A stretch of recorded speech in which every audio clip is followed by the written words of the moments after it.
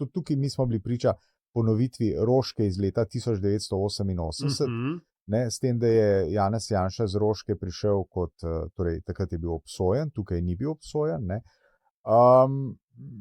To je pritisk, ki je nedvomno vplival na sodnico, mislim, da je bila sodnica, ne.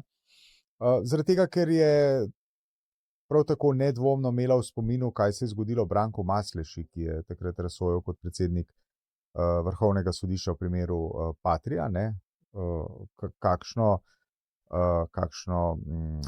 mikroskopsko gledanje vsakega koraka, ki ga je ta človek naredil v svojem dotedanjem življenju, čemu vse je bil priča oziroma kaj so mu vse skušali prilepiti in tega si v resnici nihče ne želi, ne. Tako da to so misli, ki so me obhajale, ne. Zdaj pa, da sem pa jaz pravnik, pa seveda nisem, ne, in si niti ne domišljam, da bi lahko po pravni plati komentiral sodbo.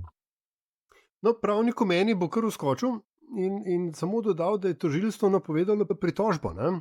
Tako da ta zgodba v teoriji še ni končana. Je pa seveda res, da se mi zdi, da je od vseh primerov proti Janši do zdaj, da je ta najtežje dokazljiv, kar se je tudi tukaj pokazalo, ne. Ker kaj je bilo to pač ta zgodba s posredniki in zdaj kdo je kaj kupil, pa komu kaj denar posodil za to, da je pač ta posel za Trento in za stanovanje na Mesarski bil izpeljan, itd.